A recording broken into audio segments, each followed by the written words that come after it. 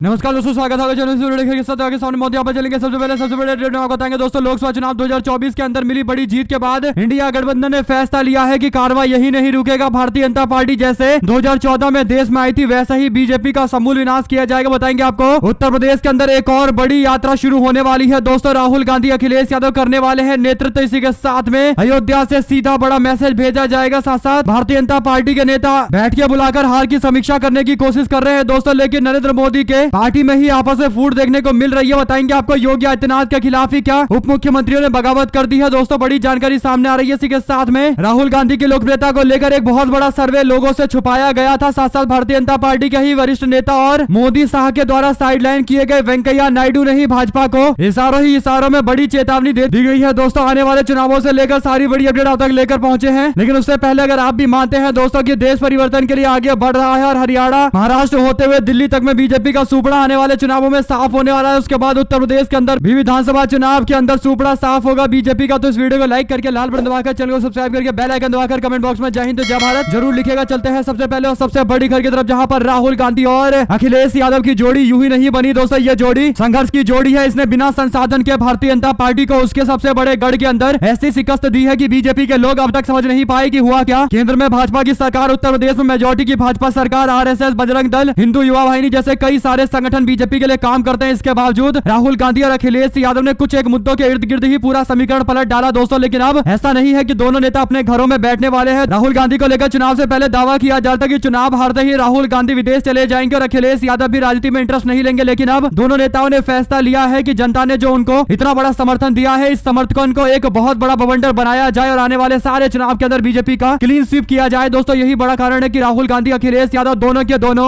अयोध्या जाने वाले हैं। यानी सही सुना है आपने, बिल्कुल अयोध्या जाने वाले हैं, जहां पर धन्यवाद यात्रा में शामिल होंगे और भगवान राम के दर्शन करने के बाद कांग्रेस पार्टी जीती हुई सारी सीटों पर धन्यवाद यात्रा निकालने वाली है और समाजवादी पार्टी भी उस यात्रा का हिस्सा बनने वाली है। यानी दोस्तों चुनाव जीतने के बाद अमूमन बड़ी बड़ी पॉलिटिकल पार्टियां घर बैठ जाती है, नेता अपने एसी रूम में बैठकर बड़ी बड़ी बातें करने लगते हैं और अपने जीत को 2-3 साल तक केवल ये बोल बोलकर उत्साहित होते रहते हैं कि जनता ने हमको समर्थन दिया, हमको अच्छा लगा, हमने बहुत मेहनत की थी। लेकिन राहुल गांधी और अखिलेश यादव एक नए तरीके के नेता है दोस्तों। यही बड़ा कारण है कि दोनों नेता धन्यवाद यात्रा निकालने जा रहे हैं। अगर आप भी मानते हैं कि एकदम सही फैसला लिया गया है, फ्रंट फुट पर खेलकर ही भारतीय जनता पार्टी को बैक फुट पर धकेला जा सकता है, तो अपनी राय जरूर लिखा जाएगा। साथ साथ 11 जून से 15 जून तक कांग्रेस पार्टी भी भारत जोड़ो यात्रा के तर्ज पर धन्यवाद यात्रा पूरे उत्तर प्रदेश के अंदर निकालेगी और पार्टी चुनाव में सपोर्ट करने को लेकर जनता का अभिवादन करेगी और अपने संगठन को और ज्यादा मजबूत करेगी। असेंबली इलेक्शन कांग्रेस पार्टी और समाजवादी पार्टी के लिए अगला सबसे बड़ा टारगेट है। अगर आप भी मानते हैं दोस्तों कि मोदी के बाद अब योगी को हराने का समय आ गया है, तो अपनी राय जरूर लिख के बताएगा। इसी के साथ में 11 तारीख को 10 लोकसभा सीटों को लेकर यह धन्यवाद यात्रा निकाली जाएगी। धीरे धीरे करके सारी बड़ी अपडेट आ रही है। अखिलेश यादव को भी कांग्रेस पार्टी इन्विटेशन देने जा रही है। साथ साथ दोस्तों उत्तर प्रदेश के अंदर तो समाजवादी पार्टी और कांग्रेस पार्टी के एक्टिव होने से पहले ही भाजपा में बगावत एक्टिव हो चला है। आपको बता दें, बगावत को लेकर बड़ी जानकारी सामने आई है। उत्तर प्रदेश के मुख्यमंत्री योगी आदित्यनाथ ने अपने मंत्रियों की बैठक बुलाई थी और विकास कार्यों को लेकर चर्चा करने की बातें सामने आ रही थी दोस्तों। हालांकि चुनाव में हार को लेकर सबसे मुख्य चर्चा का विषय रहा होगा, लेकिन उस विषय में शामिल होने के लिए जो लोग नहीं आए, यही सबसे बड़ा एक लखनऊ से लेकर दिल्ली तक सुगबुगाहट का कारण बना है। आपको बता दें कि केशव प्रसाद मौर्य और डिप्टी सीएम ब्रजेश पाठक भी मौजूद नहीं रहे। यानी दोनों नेताओं के, दोनों डिप्टी सीएम के मिसिंग होने के बाद सवाल अब खड़ा हो गया है कि क्या योगी आदित्यनाथ के खिलाफ उनके ही डिप्टी सीएम ने बगावत शुरू कर दी है। हालांकि ओम प्रकाश राजभर, संजय निषाद, अनिल कुमार बैठक में मौजूद रहे। केशव प्रसाद मौर्य और ब्रजेश पाठक के नहीं आने के बाद अलग अलग तरीके की थ्योरियां सामने आ रही है। एक और मीडिया में एक खबरें प्लांट कराई जा रही है कि डिप्टी सीएम पाठक ऋषिकेश के दौरे पर गए थे। लेकिन सवाल यह है कि इतनी बड़ी बैठक अगर बीजेपी ने हार के बाद बुलाई है, तो उनके लिए बैठक से बड़ा क्या हो सकता है। कुल मिलाकर दोस्तों आपस में ही कलेश की यह जानकारी है। कुल मिलाकर मामले को दबाने का प्रयास जरूर किया जा रहा है, लेकिन कब तक दबाया जाएगा यह सबसे बड़ा सवाल रहेगा। आपका क्या मानना है दोस्तों? क्या डिप्टी सीएम केशव प्रसाद मौर्य एक बार फिर से योगी आदित्यनाथ के सामने चुनौती पेश करते हुए उनको बताने का प्रयास कर रहे हैं कि योगी के नेतृत्व में बीजेपी की उत्तर प्रदेश में हार हुई है, तो अब वो योगी आदित्यनाथ का नेतृत्व स्वीकार नहीं करेंगे? क्योंकि हमेशा कोई ना कोई खबर सामने आती रहती है दोनों नेताओं के बीच में आपसी मतभेद को लेकर। इसी के साथ में CSDS का पोस्ट पोल सर्वे सामने आया है दोस्तों, जिसे इतने दिनों तक छुड़वाया जा रहा था। उत्तर प्रदेश को लेकर जो जानकारी दी गई है CSDS की ओर से पोस्ट पोल सर्वे में, उसमें बताया गया है कि राहुल गांधी को 36% लोग उत्तर प्रदेश के प्रधानमंत्री देखना चाहते हैं, जबकि नरेंद्र मोदी को मात्र 32% लोग अगला प्रधानमंत्री देखना चाहते हैं। यानी आप समझ सकते हैं कि उत्तर प्रदेश, जहां पर कांग्रेस पार्टी को पूरी तरीके से वॉश आउट कर दिया गया था, यह कह दिया गया था कि कांग्रेस पार्टी का कोई रुतबा नहीं है, कांग्रेस पार्टी का कोई जनाधार नहीं है। इसके बाद दोस्तों ये जो जानकारी सामने आ रही है, साफ तौर पर उन लोगों के लिए करारा तमाचा है जो कांग्रेस पार्टी को उत्तर प्रदेश के अंदर पूरी तरीके से खारिज करके चल रहे थे। ऐसा लग रहा था कि उत्तर प्रदेश के अंदर ये लोग कांग्रेस पार्टी को कुछ मान के ही नहीं चलते हैं, लेकिन जनता ने बता दिया है कि उत्तर प्रदेश हमेशा से कांग्रेस पार्टी का गढ़ रहा है और एक बार फिर से कांग्रेस पार्टी ने बाउंस बैक करते हुए अपनी स्थिति को मजबूत करते हुए स्पष्ट कर दिया है कि कांग्रेस पार्टी अपने पुराने रुतबे में लौट आई है। सांसद राहुल गांधी रायबरेली से सांसद रहेंगे, वायनाड की सीट को खाली करेंगे। केरल के एक स्थानीय कार्यकर्ता को वायनाड के अंदर उम्मीदवार बनाकर उपचुनाव में उतारा जा सकता है। हालांकि कांग्रेस पार्टी को यहाँ पर हार का कोई डर नहीं है, तो वो किसी को भी उतारकर मैदान में आसानी से जीत सकते हैं। साथ साथ दोस्तों, अटल अडवाणी के टाइम के जो भारतीय जनता पार्टी के वरिष्ठ नेता है, जो मोदी और शाह की कार्यशैली से काफी ज्यादा नाराज है, वो खुलकर अब बयान देना शुरू कर चुके हैं। वेंकैया नायडू, जिनको भारतीय जनता पार्टी ने 2014 के चुनाव के बाद अलग थलग कर दिया, अब उन्होंने एक टिप्पणी करते हुए भारतीय जनता पार्टी के नेताओं के लिए एक बड़ी चेतावनी भेज दी है। जो जानकारी सामने आई है दोस्तों, उसके अनुसार वेंकैया नायडू बोले, कहा जनता जो भी बदलाव करना चाहती है तो उसने बड़ी शांति से कर दिया है। मुझे उम्मीद है कि जनता ने जो भी संदेश दिया है उसे लोग समझेंगे। यानी भारतीय जनता पार्टी के नेताओं को एक तरीके से हिदायत दी है उन्होंने कि जनता जो भी बदलाव करना चाहती है वो शांति से कर दिया गया है और जनता जो भी संदेश दिया है उसे लोग समझेंगे। यानी क्या भाजपा के लोगों को कहा जा रहा है कि उन लोगों को समझ में आएगा कि जनता ने क्यों इस तरीके का बदलाव किया है। कुल मिलाकर दोस्तों, वेंकैया नायडू मोदी और शाह के कार्यशैली से कहीं ना कहीं नाराज होंगे, इसमें कोई दो राय नहीं है, क्योंकि उनको उपराष्ट्रपति बनाने के बाद एकदम अलग थलग कर दिया गया था दोस्तों, और एकदम राजनीति से अलग हो गए थे। साथ साथ गाजियाबाद पुलिस कमिश्नर मेरी हत्या करवाना चाहते हैं। भारतीय जनता पार्टी के उत्तर प्रदेश के विधायक नंदकिशोर गुर्जर ने ये बातें कही है। लॉ एंड ऑर्डर को लेकर योगी आदित्यनाथ और बीजेपी के लोग बड़ी बड़ी बातें करते हैं, दावा करते हैं कि उत्तर प्रदेश के अंदर परिंदा पर नहीं मार सकता। योगी आदित्यनाथ के नेतृत्व में लॉ एंड ऑर्डर की सिचुएशन काफी अच्छी है, लेकिन हकीकत यह है दोस्तों कि भारतीय जनता पार्टी के विधायक बता रहे हैं कि उनकी हत्या की साजिश रची जा रही है। प्रदेश में बीजेपी सरकार होते हुए भी बीजेपी का विधायक के द्वारा अपनी ही पुलिस पर इतने गंभीर आरोप लगाना यह दर्शाता है कि आदित्यनाथ अब तक के सबसे कमजोर और बेबस मुख्यमंत्री है। यूपी कांग्रेस की ओर से पूरा न्यूज शेयर करते हुए लिखा गया कि आदित्यनाथ जो